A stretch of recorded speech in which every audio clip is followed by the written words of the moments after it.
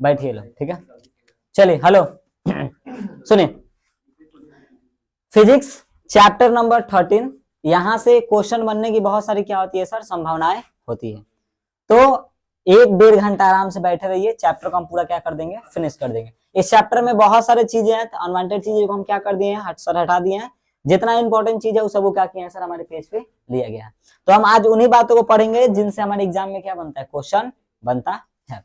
चलिए, चैप्टर का नाम हमारा है परमाणु, इंग्लिश में इसको क्या बोलते हैं जी, एटम।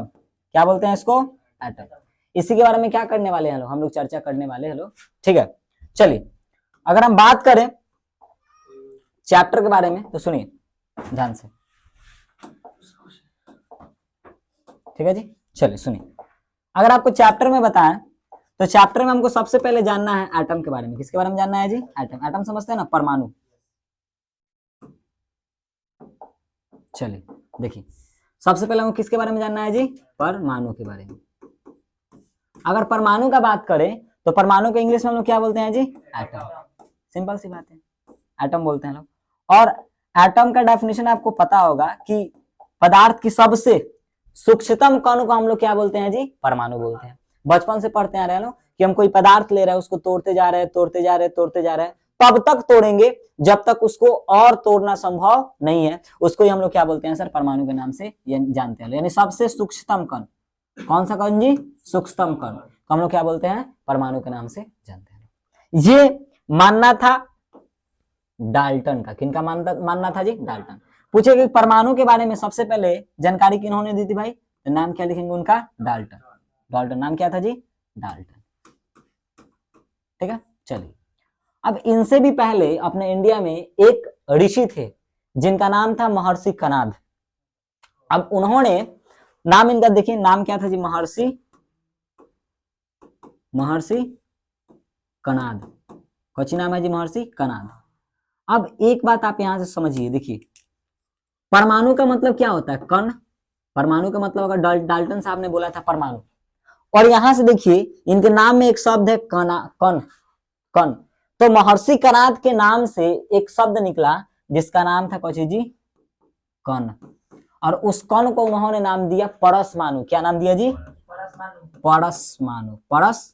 परमाणु नहीं, परसमाणु।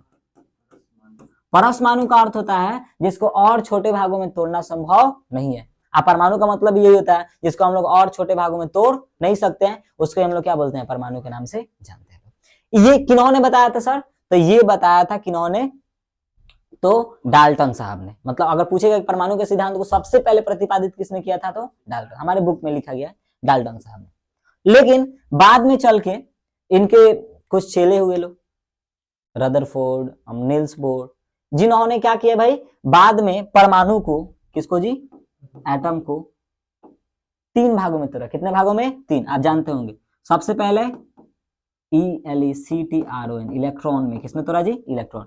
सेकंड किसमें तोड़ा जी, प्रोटॉन में। और थर्ड किसने तोड़ा जी, तो थर्ड तोड़ा किसने से, न्यूट्रॉन में।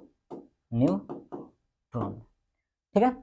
अब सुनिए, आपको पता होगा कि इलेक्ट्रॉन पे चूंकि कौन सा चार्ज होता है, माइनस, तो इलेक्ट्रॉन को हम लोग ऋणात्मक बोलते हैं, नेगेटिव चार्ज। क्या बोलते हैं, ऋणात्मक कण, ठीक है। और ये गतिशील कण है। कैसा कण है जी, गतिशील, समझते हैं, मतलब गति करता रहता है। और जो हमारा प्रोटॉन है, इसको रिप्रेजेंट करने का तरीका होता है P+, यानी प्रोटॉन। और जो प्रोटॉन होता है पॉजिटिव, यानी धनात्मक चार्ज है। कैसा चार्ज है जी, धनात्मक कण है। और ये अगतिशील होता है। अगतिशील समझते हैं, अगतिशील यानी जो गति नहीं करता। और न्यूट्रॉन पे कोई चार्ज नहीं होता है, शून्य होता है। न्यूट्रॉन क्या होता है जी, न्यूट्रल होता है। अब आपको किसी भी परमाणु के स्ट्रक्चरल फ्रेम के बारे में अगर बेसिक जानकारी दे तो आपको पता होनी चाहिए कि परमाणु के बीच में एक नाभिक होता है। बीच में क्या होता है जी, नाभिक होता है। और परमाणु के चारों तरफ कक्षाएं होती है। क्या होती है, कक्षाएं, सही है। क्या होती है जी, कक्षाएं होती है, ठीक है। चलिए, परमाणु के चारों तरफ क्या होती है जी, कक्षाएं होती है। चलिए कोई बात ना, हम लोग देखते हैं लोग। परमाणु के चारों तरफ क्या होती है, कक्षाएं होती है। कक्षाएं समझते हैं, जहां पे इलेक्ट्रॉन रहता है, इस प्रकार से बहुत सारी क्या होती है जी, कक्षाएं होती है गोलाकार आकृति में, ठीक है। आप समझिए, अब आपको बताएं यहाँ पे तो याद रखिएगा कि जो हमारा इलेक्ट्रॉन होता है ये कहाँ पे रहता है, कक्ष में। किसमें रहता है जी, कक्ष में। और हमारा जो प्रोटॉन और प्लस न्यूट्रॉन रहता है ये कहाँ रहता है जी, आपका नाभिक में। और बहुत अच्छा बात है कि आप लोग के बुक में 12th क्लास का नाभिक एगो अलग चैप्टर दिया है, बात समझे। तो नहीं, परमाणु अलग चैप्टर है, नाभिक अलग चैप्टर है, बट आपके बुक में इन दोनों के बारे में दी गई है अलग अलग चैप्टर करके। तो आज हम लोग नाभिक के बारे में नहीं पढ़ेंगे, किसके बारे में पढ़ेंगे लोग, किसके बारे में, परमाणु के बारे में। तो बताइए परमाणु क्या है, तो सबसे सूक्ष्म कण को क्या बोलते हैं लोग, परमाणु, जिसको और तोड़ा काटा ना जा सके। बाद में इसको कितने भागों में तोड़ा गया जी, 3, इलेक्ट्रॉन, प्रोटॉन और न्यूट्रॉन। इलेक्ट्रॉन पे कौन सा चार्ज, माइनस, प्रोटॉन पे प्लस, और न्यूट्रॉन पे कोई चार्ज नहीं होता है, ना समझ में आया। अब चलिए सुनिए, अब इनके अगर भार के बारे में आपको बताएं, सुनिए इलेक्ट्रॉन के भार के बारे में, प्रोटॉन के भार के बारे में ध्यान देखिए। सुनिए, इलेक्ट्रॉन का भार होता है 9.1 इंटू 10 के पावर माइनस 31, ठीक है, इतना होता है। और इससे 1837 गुना ज्यादा, कितना जी, 37 गुना ज्यादा किसका वजन होता है जी, आपका प्रोटॉन का। बताइए तो समझिए, इलेक्ट्रॉन से कितना ज्यादा भारी कौन है, प्रोटॉन है, बहुत ज्यादा वजन है प्रोटॉन का। इलेक्ट्रॉन के मुकाबले इसका वजन बहुत क्या है, ज्यादा। कितना गुना ज्यादा है, समझिए, अगर एक इलेक्ट्रॉन का वजन 1 है तो प्रोटॉन का वजन कितना होगा, 1837। यानी अगर इलेक्ट्रॉन एक रोटी खाता तो प्रोटॉन समझिए लगभग 850 रोटी खाएगा, तो कितना वजन का डिफरेंट होता है। तो हम लोग जब भी वजन का बात करेंगे ना परमाणु का, तो उसमें केवल हम लोग न्यूट्रॉन और प्रोटॉन का वजन का बात करते हैं, क्योंकि इलेक्ट्रॉन का वजन बहुत क्या होता है, कम। तो बहुत ज्यादा के मुकाबले बहुत कम की गिनती हम लोग नहीं करते हैं, ठीक है। तो ये नॉर्मल कहानी थी किसके बारे में जी, परमाणु के बारे में। चलिए, ये परमाणु के बारे में जान गए। अब समझिए, परमाणु के मॉडल को लेके 3 लोगों ने अपने मॉडल को दिया था, थॉमसन साहब ने, रदरफोर्ड ने और नील्स बोर्ड ने। कितने लोगों ने, 3। कौन कौन, थॉमसन, रदरफोर्ड और नील्स बोर्ड। अब थॉमसन का मॉडल क्या है, थोड़ा इसमें अगर दिया हो तो 1 मिनट रुकिए, हमको चेक कर लेने दीजिए क्या दिया है। थॉमसन का नहीं दिया, लेकिन फिर हम बताते हैं आपको थॉमसन का मॉडल, ठीक है। वैसे जनरली वहां से पूछता नहीं है क्वेश्चन, ठीक है, लेकिन आपको सर हम क्या करते हैं जी, बताते हैं, समझिए। देखिए किसके मॉडल के बारे में बात करते हैं, थॉमसन। थॉमसन, थम्सअप नहीं, थॉमसन का परमाणु मॉडल, ठीक है जी। चलिए, अब इसके बारे में हम लोग क्या करते हैं जी, चर्चा करते हैं लोग। सिंपल सी बात है। अब तरबूज देखे हैं लोग, तरबूज, तो इनके मॉडल को प्लम पुडिंग के मॉडल के नाम से जाना जाता है। किस नाम से, प्लम पुडिंग। अब समझिए इसका मतलब क्या होता है। ये जो थे थम्सअप साहब, ये क्रिश्चियन फैमिली से थे, और जब क्रिसमस मनाया जाता है ना, तो उस वक्त एक केक लाया जाता है। कुछ लाया जाता है, केक। अब उस केक कुछ इस प्रकार से, आप लोग जनरली अगर खाए होंगे तो केक देखिएगा इस प्रकार से होता है, ऊपर ऊपर से कुछ कुछ दाना डाला जाता है, लाल पियर हरियर, देखे होंगे तो उसको हाँ हिंदी मतलब अपना इंडिया में ट्रूटी फ्रूटी कहा जाला, ठीक है, ट्रूटी फ्रूटी। तो इस प्रकार से होता है प्लम पुडिंग, यानी केक को प्लम बोलते हैं, उस पे दाने का क्या होता है, पुडिंग किया रहता है, मतलब उस पे डाला गया रहता है।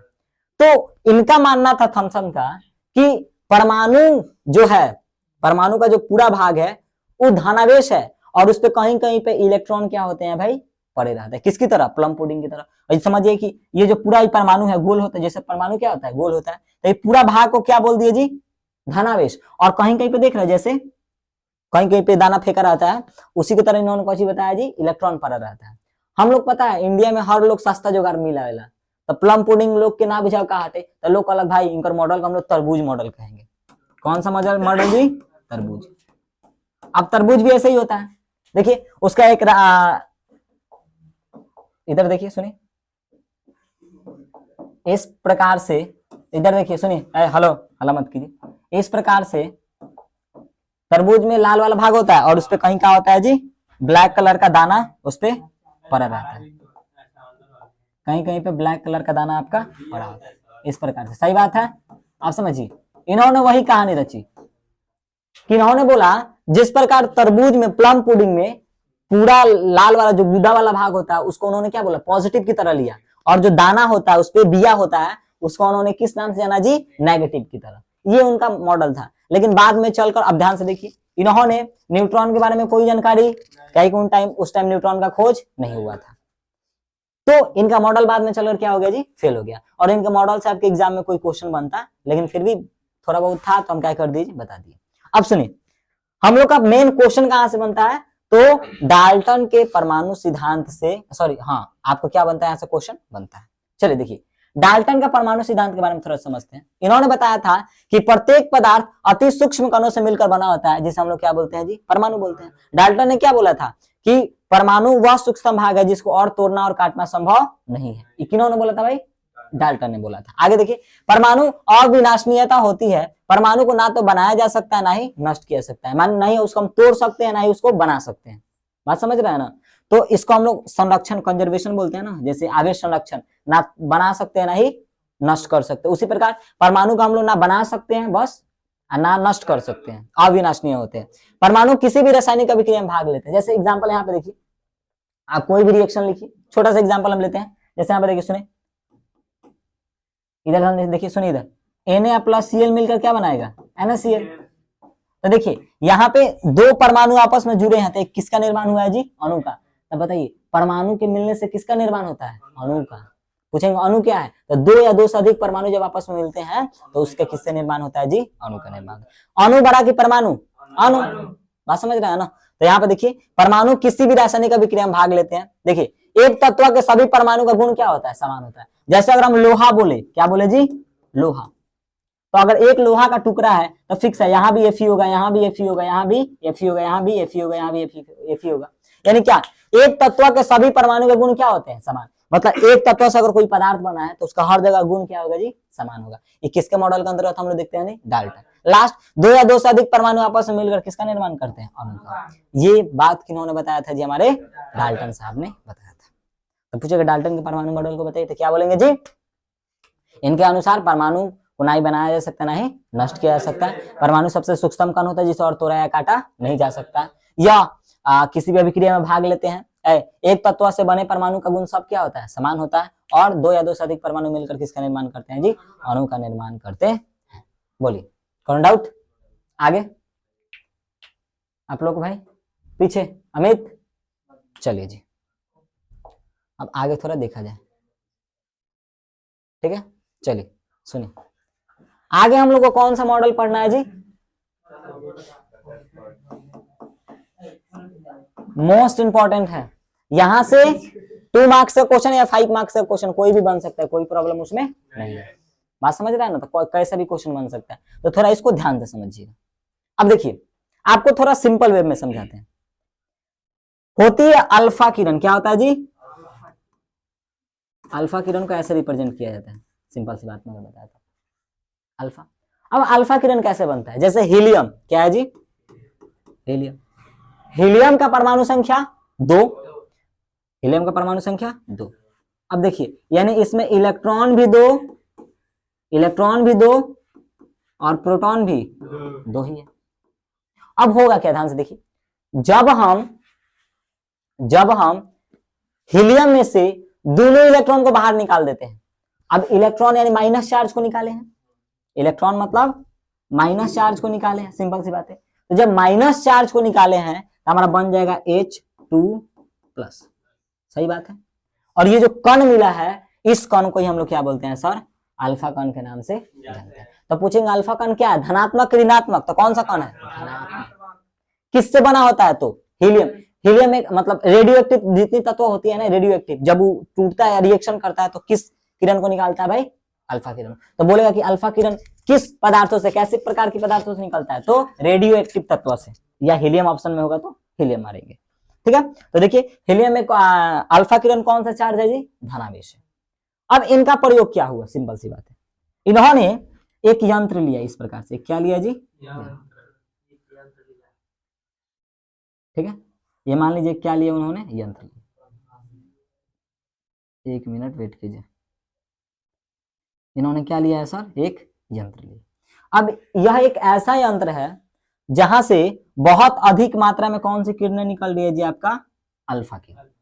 समझ जाइए, एक ऐसा लेजर मशीन है जिससे बहुत अधिक मात्रा में मतलब एकदम स्पीड से धाए धाए क्या निकल रहा है भाई, आपका अल्फा किरण निकल रहा है। अब समझिए, तो यहां से मान लीजिए यहां से अल्फा किरण निकल रहा है बहुत सारे।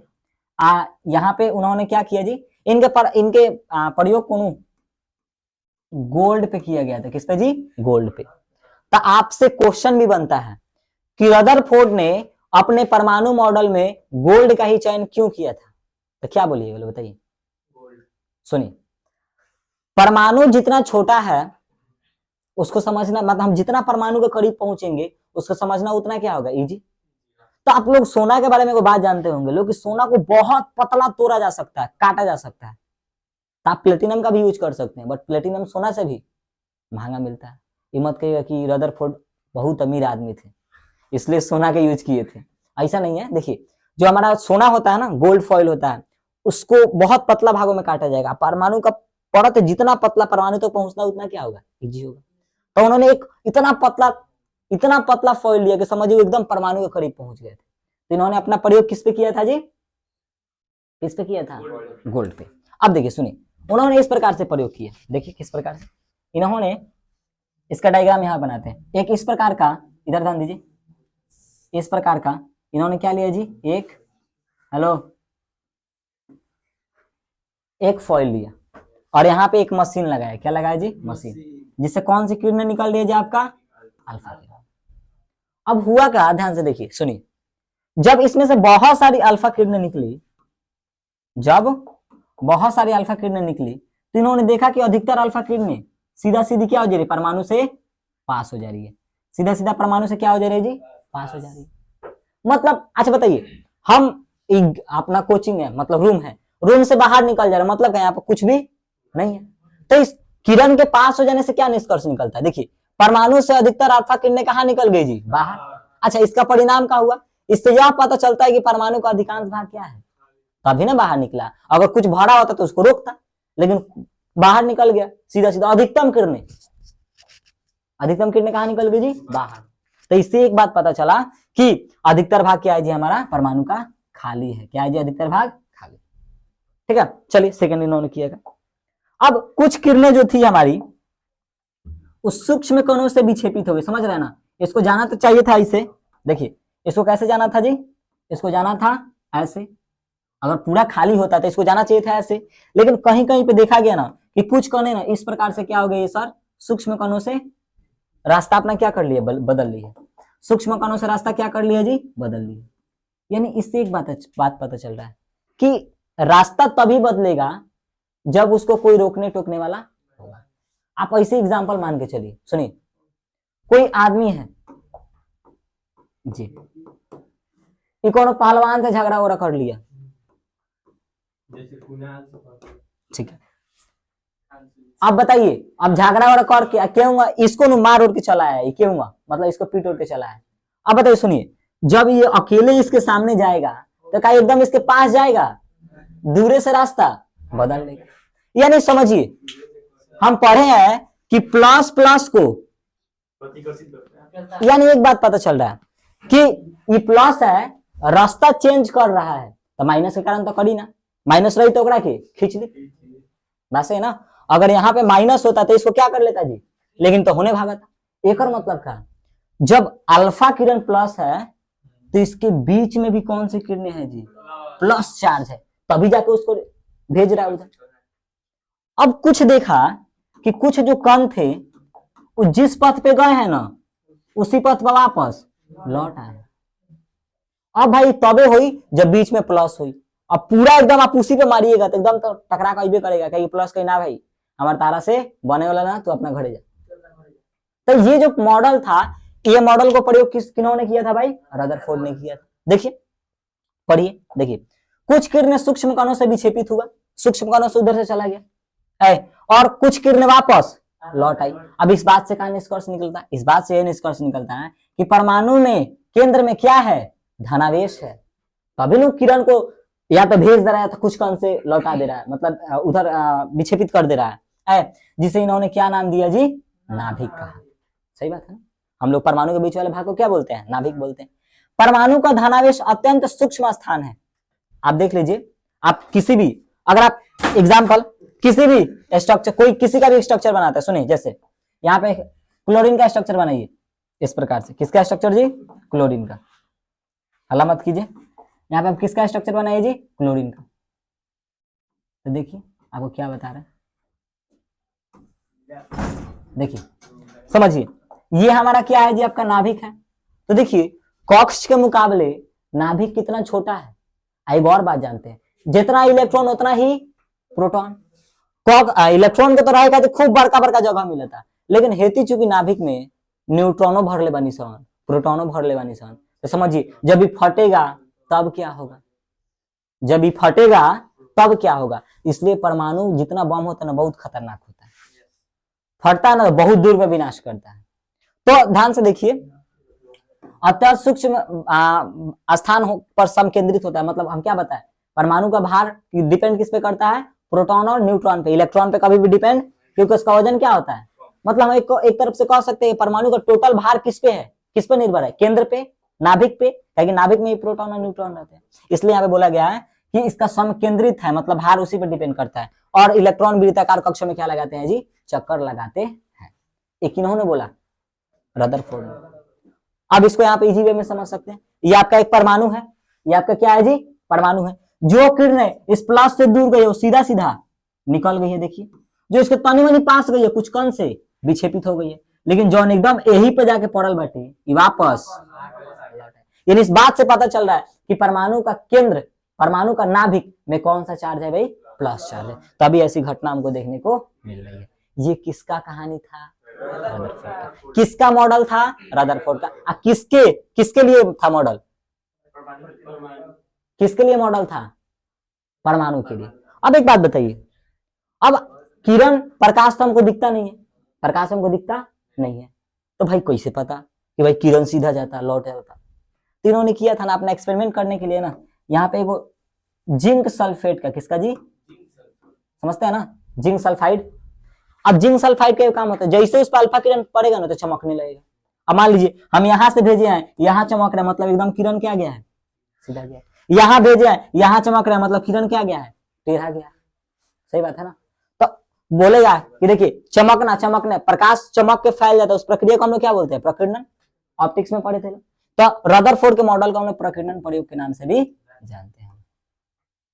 बात समझ में आए। तो रदरफोर्ड का मॉडल है, यह रदरफोर्ड का अल्फा प्रकीर्णन प्रयोग है। दोनों का काम क्या है जी, सेम। तो आपको मन है तो आप ऐसे लिखिए, या अगर आपको मन नहीं है तो आप इसको इस लैंग्वेज में भी लिख सकते हैं, कोई प्रॉब्लम नहीं।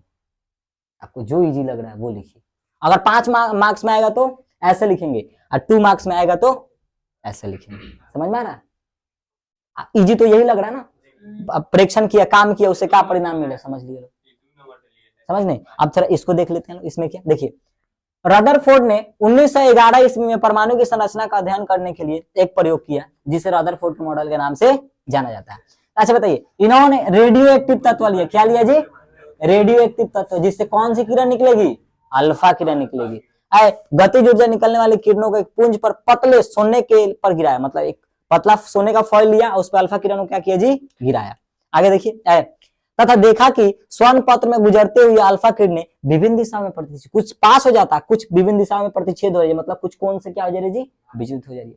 अब इससे क्या पता चला, इससे क्या निष्कर्ष निकलता, एक नंबर, इस प्रयोग में रदरफोर्ड ने देखा कि ज्यादातर किरणें स्वर्ण पत्र से बिना विच्छेद की क्या निकल रही है, एकदम सीधा सीधा पास हो जा रही है। इस बात से क्या पता चला कि परमाणु का अधिकतर भाग क्या है, खाली है, तभी ना सीधा सीधा पास हो रहा है।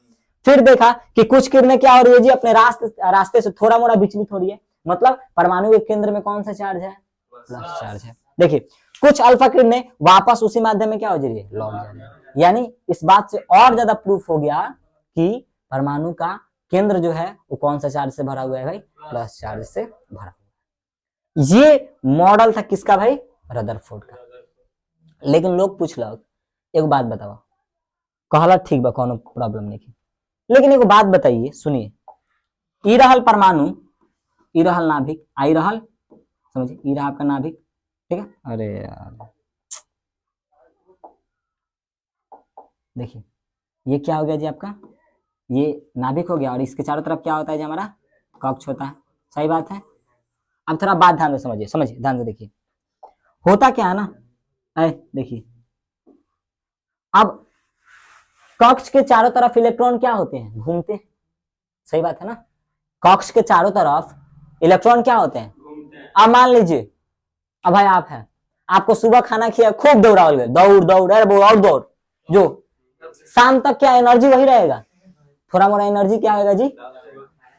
ऐसा अगर ऐसा रहा था, सुनिए, तो इसका मतलब क्या, सुनिए, अगर इलेक्ट्रॉन घूम रहा है, हम लोग पढ़े हैं ना, इलेक्ट्रॉन नाभिक में क्या करता है, गोल गोल, तो इसका तो ऊर्जा खत्म हो जाना चाहिए था, इसका ऊर्जा क्या हो जाना चाहिए था, खत्म हो जाना चाहिए था। अगर इस बात को समझे तो समझिए, भाई मार्कर है यहाँ पे रखा है, आज पूरा मार्कर है, कल आके देखा था नहीं तो इतने में कट गए, ऐसा होला, परसों देखा था नहीं और छोट हो गए, और भी हमें देखो और छोट हो गया, ऐसा देखने को मिलता है, ऐसा देखने को मिलता है, ऐसे देखने को मिलता है, नहीं मिलता है। यानी सिंपल सी बात से क्या पता चल रहा है कि इन्होंने इलेक्ट्रॉन की स्थायित्व, ध्यान से देखिए, हेलो इधर ध्यान दीजिए, इलेक्ट्रॉन किस वेग से गति कर रहा है, कैसे रह रहा है, उसके पास क्या ऊर्जा है, इसके बारे में कोई जानकारी उन्होंने नहीं दी। बात समझ रहे हैं, यानी रदरफोर्ड के प्रस्तुत मॉडल से परमाणु का स्थायित्व की कोई व्याख्या नहीं हो पाई, तो इनका फर्स्ट गलती यही था। देखिए रदरफोर्ड द्वारा प्रस्तुत परमाणु मॉडल रेखीय स्पेक्ट्रम, अब ध्यान से देखिए, इन्होंने बोला कि लगातार ऊर्जा क्या होगी, अब पूछा गया कि भाई अगर ऐसा हो तो अगर ऊर्जा कम होना चाहिए था, अब लगातार ऊर्जा कम होना चाहिए था, तो एक हाइड्रोजन स्पेक्ट्रम हो रहा है। अच्छा बताइए, जब कोई हम लगातार काम कर रहे थे, हमारा एनर्जी भी क्या होगा, लगातार कम होगा, एकदम कम कम कम कम होते तो दिखेगा, ऐसे दिखेगा, मतलब धीरे धीरे क्या हो रहा है, कम हो रहा है, तो आपको ऐसे दिखना चाहिए था लाइन, लेकिन क्या स्पेक्ट्रम कुछ इस प्रकार से दिख रहा है, कबो ऊपर कबो नीचे, कबो खूब पास कबो कहो दूर। तो इनके द्वारा, सुनिए ध्यान से देखिए, रदरफोर्ड द्वारा प्रस्तुत मॉडल से रेखीय स्पेक्ट्रम की भी व्याख्या, मतलब जो स्पेक्ट्रम बन रहा था, जो स्पेक्ट्रम समझते हैं ना, जो प्रकाश जा रहा है, उस चमक रहा था, उसके रेखीय सही संरचना, उसके बारे में कोई जानकारी नहीं मिल पा रही थी। बात समझ में आया। तो ये दो मेजर डिफेक्ट था किनके मॉडल के बारे में भाई, रदरफोर्ड के मॉडल के बारे में। अगर आपसे पूछे कि रदरफोर्ड का मॉडल लिखिए, तो आप ये वाला लिख दीजिएगा, कमी को पूछे तो आप इस बारे में, हाँ डायग्राम तो बनाना है, आप इसमें बनाइएगा, आप ये वाला डायग्राम बनाइएगा, ये वाला क्या होता है जी, डायग्राम, बात समझे। वैसे पीडीएफ आप लोग ग्रुप में भेज देंगे। बोलिए, ये बोलिए, ये दोनों में कोई डाउट, काजल आपको, अंजलि भाई, रंजीत पीछे, प्रिंस खड़ा होइए। रदरफोर्ड ने अपने प्रयोग में किस किरण का यूज किया था,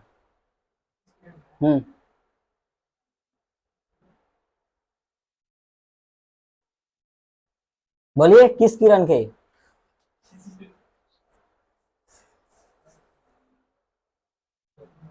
किस किरण का यूज किया था, अल्फा किरण।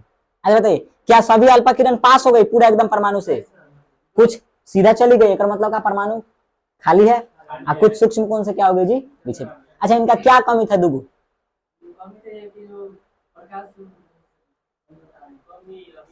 अभी ना बताएं सर, अभी सामने लिखा गया है कि इनके अस्थायित्व की व्याख्या और रेखीय, हाँ रेखीय वेव स्पेक्ट्रम के बारे में कोई जानकारी। बोलिए कौन डाउट, आगे बढ़ा जाए, चलिए जी आगे। कौन सा नियम है जी हमारा, प्लांक कांस्टेंट, इसके बारे में आ जाएगा, वैसे बता देते हैं आप, प्लांक नियतांक क्या बोला गया। देखिए किसी वस्तु से विकिरणों का उत्सर्जन या अवशोषण, थोड़ा ध्यान से समझिए, हेलो एक मिनट, हल्ला मत कीजिए लो यार, हल्ला कीजिएगा लो तो दिक्कत हो जाएगा। थोड़ा कोई हॉटस्पॉट खोलिए तो,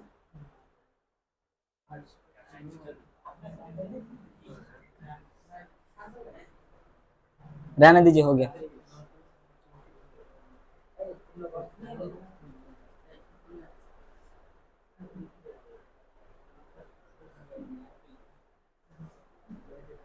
रंजीत खोले तो हॉटस्पॉट, खुल गया, रेडमी 9, अरे कनेक्ट हो गया, कभी कनेक्ट किया है लोग का,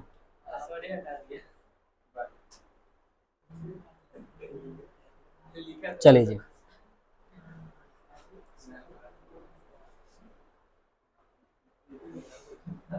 एक मिनट आए, शांत रहिए, चलिए आपको प्लांक नियतांक के बारे में हम बताते हैं, ठीक है। अब यहां से होता क्या है, थोड़ा सा आप इस पे ध्यान दीजिए, सुनिए, इधर देखिए, सुनिए। अब यहां से बोर का मॉडल बहुत क्या हो जाता है जी, इंपॉर्टेंट। बोर मॉडल समझते हैं,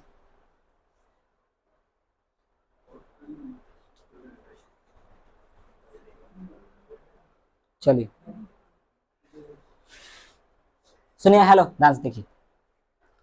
अब देखिए, बोर मॉडल को व्यक्त करने के लिए हमको प्लांक नियतांक की आवश्यकता पड़ती है। तो बोर मॉडल को अगर आपको समझना है तो उसके लिए हमको किस नियतांक को समझना पड़ेगा, प्लांक नियतांक। चलिए सर थोड़ा सा डेफिनेशन से समझते हैं लोग। किसी वस्तु से विकिरण का उत्सर्जन या अवशोषण असतत देखिए विविक्त कम होता है और उत्सर्जित व अवशोषण विकिरण ऊर्जा आवृत्ति के समानुपाती होता है। थोड़ा समझे, चलिए। कहने का सिंपल सा अर्थ है, जो अच्छा प्रकाश के द्वारा समझाते हैं, सुनिए। देखिए प्लांक साहब कहाँ कहले हलन, हेलो भाई ध्यान से समझिए। अच्छा हम लोग पढ़े हैं कि जो हमारा प्रकाश है ये एक विद्युत चुंबकीय तरंग है, इलेक्ट्रोमैग्नेटिक वेव, याद है ना, यानी कुछ इस प्रकार से गति करता है। सही बात है, प्रकाश तरंग है तो इस प्रकार से गति करता है। लेकिन उन्होंने बोला ना भाई, खाली इलेक्ट्रोमैग्नेटिक वेव ना हो, जौन हम लोग का किरण आता है, ऊर्जा का जो रूप आता है वो सतत नहीं होता, वो असतत होता है। क्या होता है जी, सतत मतलब लगातार, असतत मतलब टूट टूट के। मतलब जो ऊर्जा आता है वो छोटे छोटे पैकेट में आता है। किसमें आता है जी, पैकेट, पैकेट या बंडल। क्या जी, पैकेट या बंडल, जिसको उन्होंने नाम दिया था फोटोन। क्या नाम दिया था जी, फोटोन। फोटोन, सिंपल सी बात। अब ध्यान से समझिए, अब फोटोन क्या होता है, आवृत्ति। कुछ जी, आवृत्ति, आवृत्ति को हम लोग ऐसे, इधर ध्यान दीजिए, समझिए क्या बता रहा है। देखिए देखिए किसी परमाणु से उत्सर्जित ऊर्जा, जैसे मान लीजिए ये हमारा इलेक्ट्रोमैग्नेटिक वेव है, तो यह उत्सर्जा ऊर्जा को क्या करेगा, उत्सर्जित करेगा। तो एनर्जी जो होगा, हेलो ध्यान से देखिए, एनर्जी जो होता है वो, देखिए आवृत्ति को ऐसे रिप्रेजेंट करते हैं। अब मत समझिए कि भी लकवा मार दिल टेढ़ हो गया, यही से आवृत्ति के चिन्ह है, ठीक है। तो ई समानुपाती आवृत्ति, ठीक है। अब हमको पता है आवृत्ति का चिन्ह हटता है तो किसका आता है, एक बराबर, बराबर उतरता है। अब बराबर के साथ में क्या उतरता है जी, आपका नियतांक उतरता है। अरे यार देखिए, बराबर के साथ साथ एक क्या उतरता है जी, नियतांक, ठीक है। अब उस नियतांक को उन्होंने नाम दिया h। क्या नाम दिया जी, h।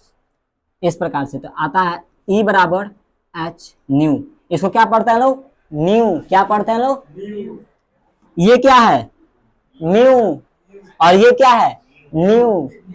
तो बोलेंगे लोग ई एच न्यू, ये किसका नियम है, प्लांक। और यहाँ पे जो h आया है वो क्या है जी हमारा, वो क्या है, प्लांक नियतांक है। क्या है जी, प्लांक नियतांक। तो ये आपके लिए इंपॉर्टेंस है, इस बात को क्या करना है जी, याद करके। चलिए आप थोड़ा आते हैं लोग अपने सवाल जवाब बोर का परमाणु मॉडल पे। सिंपल सी बात है, थोड़ा समझते हैं। रदरफोर्ड के परमाणु मॉडल की कमी को दूर करने के लिए कियाइल नील्स बोर, इनका लागल कि भाई हम तो बड़ी तेज बने, हम जाते नहीं रदरफोर्ड के मॉडल की कमी क्या कर देता नहीं, पूरा कर देता नहीं।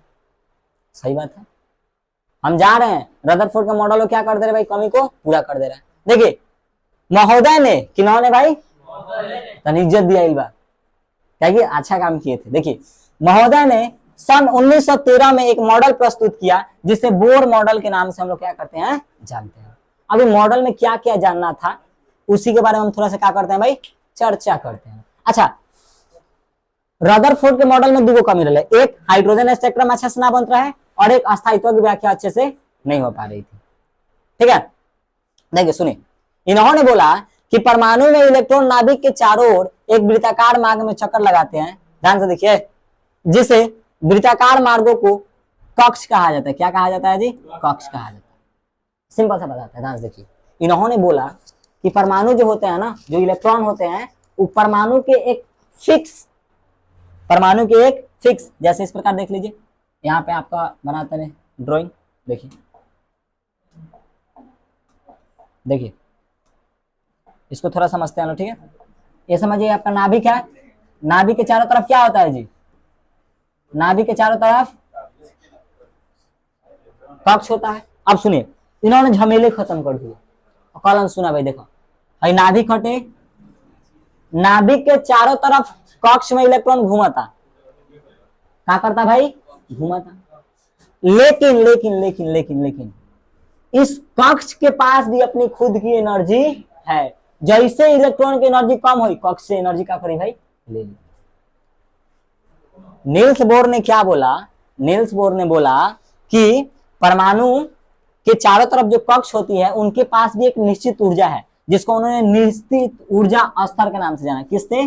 निश्चित ऊर्जा स्तर। किस नाम से? जो ऊर्जा कक्ष बोल सकते हैं, स्तर मतलब कक्ष के पास भी खुद की एनर्जी होती है। एक किन्होंने बोला भाई?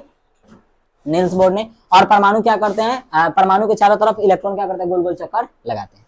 प्रत्येक कक्ष की एक निश्चित ऊर्जा होती है, जिसे इन्होंने किस नाम से जाना जाए? ऊर्जा स्तर या ऊर्जा कोष के नाम से जाना। देखिए, किसी ऊर्जा स्तर में घूमते हुए इलेक्ट्रॉन की ऊर्जा निश्चित रहती है। मतलब अगर इस इलेक्ट्रॉन को अगर फर्स्ट कक्षक में घुमाता तो एक ऊर्जा फर्स्ट खाती बा, सेकेंड में जाई देख रहा रियलाइज है ना भाई ये हमार घर द्वार ना हटे, हमारे से ना रह जाए, फिर से क्या करेगा? भागेगा। आप समझिए इसे। देखिए, तो उन्होंने बोला कि परमाणु के बीच में नाभिक होता है और नाभिक की तरफ क्या होता है? कक्ष। कक्ष के पास भी खुद की एनर्जी होती है, जिसे उन्होंने क्या नाम दिया भाई? ऊर्जा स्तर के नाम से जाना। और बोला कि इस निश्चित ऊर्जा में इलेक्ट्रॉन क्या करते हैं? गति करते हैं। अब एक बात बताइए, सुनिए, यहां पे कोई इलेक्ट्रॉन है, जब फर्स्ट कक्षक मतलब कक्ष को हम लोग KLM से दर्शाते हैं, लोग KLM और N। सही बात है, KLM और N। तो इन्होंने देखा, सुनिए, इन्होंने बताया कि अगर मान लीजिए हमें एनर्जी देता नहीं, क्या देता नहीं? तो इतना तो पता है कि एनर्जी देने से इलेक्ट्रॉन इधर उधर भागता है। तो मान लीजिए ये फर्स्ट में से भाग के किस में चला गया? थर्ड में। लेकिन एक बाद में फिर रियलाइज होगा कि ना भाई ये हमार घर द्वार हमें जो मतलब स्टेबल नहीं है। जैसे आपको बताएं, जैसे मान लीजिए आप हैं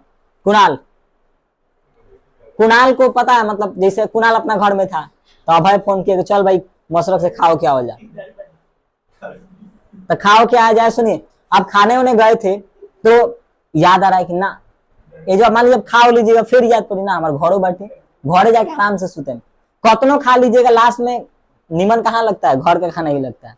तो वैसे इसको याद पड़ता है कि जो परमाणु है सेकंड कक्ष में अगर मान लीजिए जंप करके फर्स्ट से सेकंड में चला गया, सेकंड से थर्ड में चला गया, तो इसको बाद में रियलाइज होगी ना भाई हमारा घर द्वार मतलब अपने आप को स्टेबल फील नहीं करेगा। तो जाने में हम ऊर्जा दिए हैं, तो जो जाने के लिए ऊर्जा दिए हैं, आप मान लीजिए आप कुछ पॉइंट आप मेरे पास पढ़ाइएगा, तो आप हमको एडवांस में 5,000 रुपए देते, फिर आप 2 दिन बाद बोले नहीं सर हम नहीं पढ़ाएंगे, तो पैसा आपको वापस हमको देना पड़ेगा। यानी अगर इसको फर्स्ट से थर्ड में जाने के लिए एनर्जी देना पड़ा है तो थर्ड से फर्स्ट में आने के लिए एनर्जी छोड़ना पड़ेगा। तो परमाणु एनर्जी का उत्सर्जन भी करता है और अवशोषण भी करता है। ये कहानी इनका चल रहा था। देखिए, किसी ऊर्जा स्तर में घूमने हुए इलेक्ट्रॉन की ऊर्जा भी निश्चित होती है, मतलब ये जो इलेक्ट्रॉन है ना निश्चित वेग से क्या करे? घूम रही है।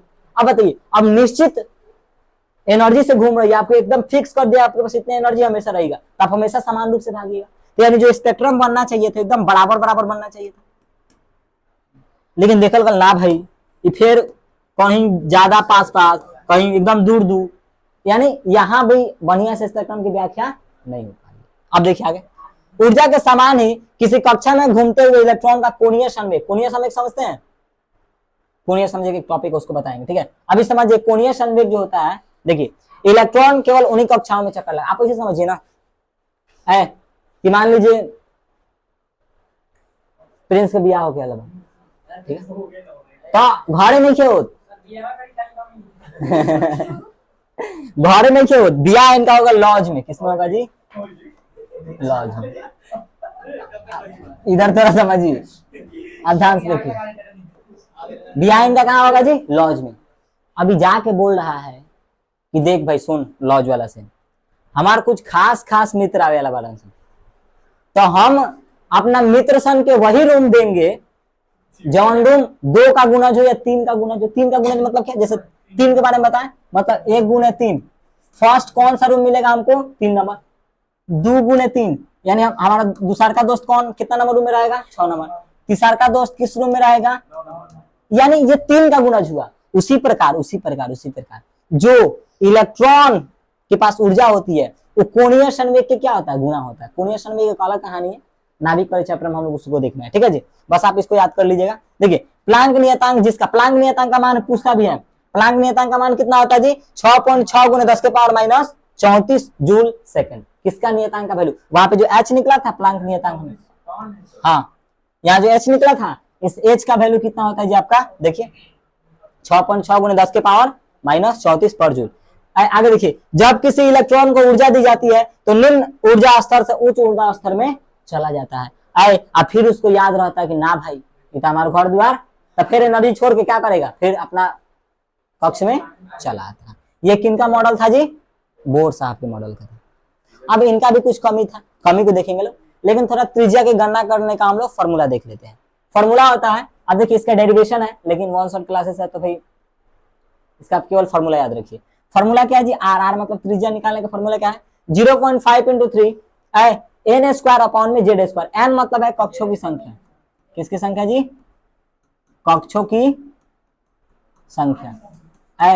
और z मतलब होता है परमाणु संख्या। कौन सी जी, परमाणु संख्या। सिंपल सी बातें हैं। आप कि कोई भी परमाणु लेते हैं, कोई भी परमाणु का नाम बोलिए, जैसे लिथियम, लिथियम का परमाणु संख्या 3, यानी जेड का मान कितना हो जाएगा सर। अब थोड़ा चर्चा करते हैं, सुनिए। लिथियम इसका एथी क्या होता है, इलेक्ट्रॉनिक विन्यास 1s2 2s2, सही बात है, सिंपल सी बात है। 2s1 सॉरी 2s1 यानी इसका स्ट्रक्चर कुछ इस प्रकार से। फर्स्ट कक्षक, अब फर्स्ट कक्षक में पता है मात्र कितना इलेक्ट्रॉन रहता है जी, 2 इलेक्ट्रॉन। फर्स्ट कक्षक का मात्र कितना इलेक्ट्रॉन रहता है, 2 इलेक्ट्रॉन, ठीक है। फर्स्ट कक्षक का मात्र कितना इलेक्ट्रॉन रहता है जी, 2 इलेक्ट्रॉन। चलिए ये सेकंड है, तो देखिए इधर फर्स्ट में आपका कितना इलेक्ट्रॉन जी, 2 इलेक्ट्रॉन, और सेकंड में कितना इलेक्ट्रॉन जी, 1 इलेक्ट्रॉन। अब ध्यान से देखिए, त्रिज्या 2 प्रकार से निकल सकती है, एक फर्स्ट कक्षक के लिए, एक तो अगर हम फर्स्ट कक्ष के लिए निकाले तो इसको बोलेंगे फर्स्ट कक्ष का, ये है सेकंड। तो फर्स्ट कक्ष के लिए देखिए कैसे, सुनिए देखिए इधर R = 0.53, n का वैल्यू कितना है, फर्स्ट कक्ष में निकालना है, तो 1² अपॉन में जेड का वैल्यू कितना है, 3 का 3, केवल 3, यहाँ पे केवल कितना रख देंगे जी, 3, यानी सॉल्व करने पाएगा R = 0.53 अपॉन में 3। जब आप इसको सॉल्व कीजिएगा तो इसके त्रिज्या का मान आपका, त्रिज्या को हम लोग पिकोमीटर में नापते हैं, किसमें नापते हैं जी। अच्छा, इसका अगर सेकंड त्रिज्या का बात करें तो सेकंड त्रिज्या किस कक्ष के लिए निकालेंगे लोग, 2 कक्ष के लिए, सही बात है ना। तो जब आप 2 कक्ष के लिए निकालेंगे, सेकंड कक्ष के लिए, देखिए इसके लिए यहां से यहां लेकर यहां तक की दूरी को, तो देखिए आपका जेड तो 3 ही रहेगा, बट एन किस में कन्वर्ट हो जाएगा जी, 2, क्योंकि एन मतलब बताए कक्षों की संख्या। तो जब आप इसे यहाँ पे निकालिएगा तो वही R = 0.53 × 2 का होल स्क्वायर अपॉन में 3। जब आप इसको सॉल्व कीजिएगा फिर उसका आंसर हो जाएगा जी, आ जाएगा। तो इस प्रकार से हम परमाणु की त्रिज्या की गणना कर सकते हैं लोग। ये त्रिज्या की गणना करने का था। हाँ जी, कोई नहीं मिटेगा, अरे हम पीडीएफ भेज दें, इसका स्कैन करके भेज दे रहे, ठीक है। चलिए आगे देखिए, वेग की गणना करते हैं लोग, वेग कि किस कक्ष में इलेक्ट्रॉन किस वेग से भाग रहा है। जैसे मान लीजिए ग्राउंड है, 2 आर्मी ऑफिसर बना, एगो प्रिंस है, एगो अजीत, काजल दौड़ बहु, और उसमें एगो काजल को ला दिया गया, समझिए। आए भाई आप तन ध्यान से देखिए, तो देखिए हुआ क्या है, आप आए काजल चूंकि लड़की है तो इनको भाई छूट तो मिलवे करेगा, तो इनको छोटा ग्राउंड दिया, इनको कैसा ग्राउंड दिया गया दौड़ने के लिए, छोटा सा ग्राउंड। अब प्रिंस को, अब उससे बड़ा कौन है, अजीत, तो अजीत को थोड़ा, आप देखिए यहाँ पे छोटी चुकी है, खूब जल्दी जल्दी भाग जाएगी काजल, यानी यहाँ पे स्पीड क्या होगा, ज्यादा, यहाँ पे स्पीड थोड़ा मोड़ा क्या होगा, कम, और यहाँ पे स्पीड थोड़ा मोड़ा क्या होगा, ऐसा होना चाहिए। अब एक बात बताइए, जब कक्ष बढ़ रहा है, बैठिएगा, हेलो, जब कक्ष बढ़ रहा है तो कक्ष की एनर्जी भी बढ़ रही है। तो इस टाइप से हम लोग किस कक्ष में कैसे कोई इलेक्ट्रॉन घूमता है उसी के बारे में क्या करते हैं जी, चर्चा करते हैं। फुल बैटरी लो की स्टोरेज फुल, क्या बाउंस हो रहा है, आज खत्म करेंगे, ज्यादा नहीं, और 5 को पेज है, अरे ज्यादा देर नहीं लगेगा, 5 को मेरे को थैंक यू है, हाइड्रोजन स्पेक्ट्रम 20 मिनट का और क्लास। चलिए समझिए, इधर देखिए सुनिए, ऐ भाई इधर देखिए सुनिए, अब हम लोग लिथियम के लिए, जैसे लिथियम फर्स्ट कक्ष का इलेक्ट्रॉन और सेकंड कक्ष दोनों के बारे में चर्चा करते हैं, यानी एन का वैल्यू कितना हो जाएगा, देखिए एन बराबर 1 के लिए निकालेंगे और एन बराबर 2 के लिए, सही बात है। फॉर्मूला क्या पढ़ लेगा निशान, वेग निकालने का 2.18 इंटू 10 के पावर 6 आज जेड अपॉन में एन। आप सॉल्व करने आपको आना चाहिए, हम केवल बता देते हैं, आप लोग घर सॉल्व कीजिएगा। देखिए जैसे अगर फर्स्ट के लिए निकाले तो 2.18 इंटू 10 के पावर 6, ठीक है। अब देखिए जेड का वैल्यू कितना हो जाएगा, लिथियम है तो 3, लिथियम लिया है तो जेड की जगह पे कितना रखेंगे 3, अब टाइम एन की जगह पे 1। तो जब आप इसको सॉल्व कीजिएगा तो ये किसके लिए निकलेगा, फर्स्ट कक्ष के लिए। फिर आप अगर एन की जगह पर 2 रख रहे हैं तो किसके लिए निकलेगा, सेकंड कक्ष के लिए। बात समझ रहे हैं ना। तो आप एक काम कीजिए, सुनिए एक तक खत्म हो जाएगा, एक का कौन वैल्यू नहीं रहेगा, तो आप इसको डायरेक्ट किस नाम से जान लीजिए, V1 के नाम से। आप इसको बोल दीजिए V1, भी फर्स्ट कक्ष की है, तो सेकंड में कैसे निकालिएगा, बस V1 को 2 से भाग दीजिए, थर्ड को निकालना है V1 को 3 से भाग दीजिए, फोर्थ को निकालना है V1 को 4 से भाग दीजिए। आप इस प्रकार से कक्ष का वेग भी निकाल सकते हैं। चलिए आगे देखिए, अब थोड़ा हाइड्रोजन स्पेक्ट्रम के बारे में थोड़ा सा क्या करते हैं सर, चर्चा करते लो। सिंपल सी बात है, देखे थे लोग ना कि किरणें जा रही थी तो चमक रही थी, तो स्पेक्ट्रम बन रहा था, तो स्पेक्ट्रम तो सतत होना चाहिए, लेकिन ऐसा होता नहीं था।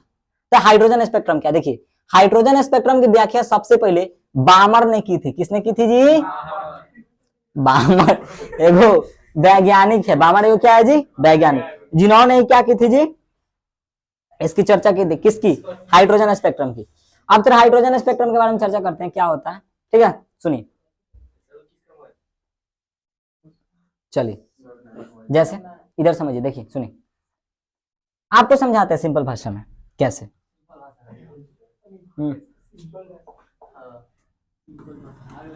चलिए आग लगा दी, आग लगा दी, आग लगा दी। इधर देखिए सुनिए, इधर देखिए सुनिए, हाइड्रोजन स्पेक्ट्रम क्या है सुनिए।